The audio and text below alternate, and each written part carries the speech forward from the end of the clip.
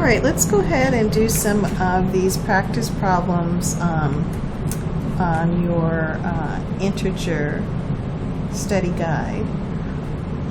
The first page of these practice problems should be a little easier than the second page, so I'd like to do a couple of problems on the second page. First, let's look at problem number 16. On problem number 16, we have 9 minus 2 times 3 minus 44 divided by 11. So, using the order of operations from left to right, I see that I need to do 2 times 3, which is 6, and I also need to do 44 divided by 11, which is 4. And then I just like to rewrite the problem once I've done one stage. So now that leaves me with 9 minus 6, and we know that's the same as plus the opposite. Those two are exactly the same thing. So we have 3 here. And then I need to take 3 minus 4. So this is also plus the opposite when we're talking about integers. Now that I've done plus the opposite with that subtraction, I need to see that the signs are different. So I'm going to take the difference between 4 and 3 using that addition rule. I get 1. And since 4 is further away from 0, it's signed as negative. My answer is negative 1. Okay? That's problem number 16.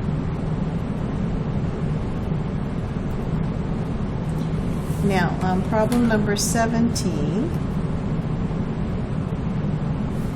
we have 8 minus 4, which is going to be distributed across 9 divided by 3. And when I look from left to right using the order of operations, I'm going to go straight to this parentheses, divide 9 divided by 3. I get 3.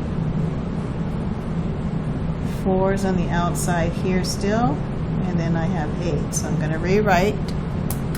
Then the next thing I'm going to do based on the order of operations is I'm going to take 4 times 3, which is 12, and I'm going to rewrite. And then signed, I'm going to do plus the opposite. I know that this answer is going to be negative because 12 is further from 0. And the difference between 12 and 8 is 4. So for problem number 17, I should get negative 4.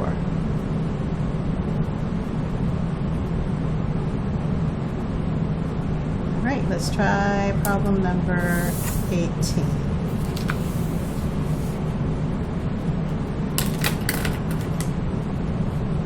Problem number 18 has some powers in it. So we have negative 5 to the second power minus negative 4 to the second power minus 9. So I know that negative 5 to the second power is the same as negative 5 times negative 5. Well, I know that 2 negatives is a positive, 25. Then I'm going to go back over here to this actual power for the negative 4. That's the next thing I do in the order of operations. That's the same as negative 4 times negative 4, which is also going to be a positive answer of 16. So I'm going to rewrite the problem and then do the next step. I have to take 25 minus 16 And that is going to give me 9. And that 9 is going to be subtracted by 9. So I know this is 0. If I were doing my integers, I could do plus the opposite. I have a positive 9 and a negative 9. It's 0. Either way, it's 0.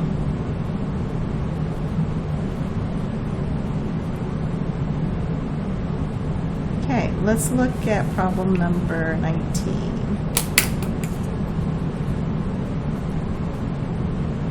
I have 7 times 3 minus 5 times 2. So using the order of operations, I'm going to do 7 times 3, which is 21. And I'm going to do 5 times 2, which is 10. And now I can do the subtraction since the multiplication's been done. And I'm going to go plus the opposite using sign numbers. And the difference between 21 and 10 is 11. And the 21 is furthest from 0, so I am going to be keeping this as 11, positive 11.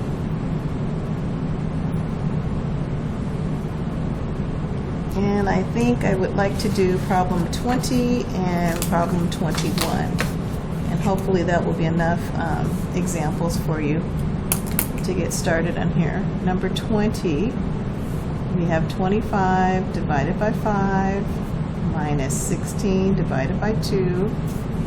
So let's do that. 25 divided by 5 gives me 5. Oh, was that 16 divided by 2? I forgot to make that division. Sorry. And then I need to do 16 divided by 2, which is 8. And then we have a subtraction symbol there. So when I do plus the opposite, I'm going to get a negative 3. And that's problem 20. Then on problem 21, we have 3 to the 3rd power minus 4 times 6 plus 7. So when I'm using the order of operations, I have to do this 3 times 3 times 3, which we know is 9 times 3, which is 27. Then we have 4 times 6, which is going to need to be done next. And that's 24. So 27 minus 24 plus 7. We need to do plus the opposite. If I do 27 and 7 and group them together, because that's what I like to do when I'm doing adding, I will get 34. And then minus 24. See, that makes it a little bit easier. So it's 10. It's going to be positive 10 because my sum of 34 is on the positive side and it's further from 0. So 21 should be a positive 10.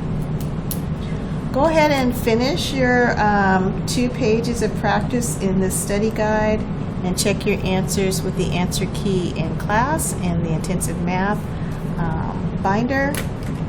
And let me know if you have any more questions.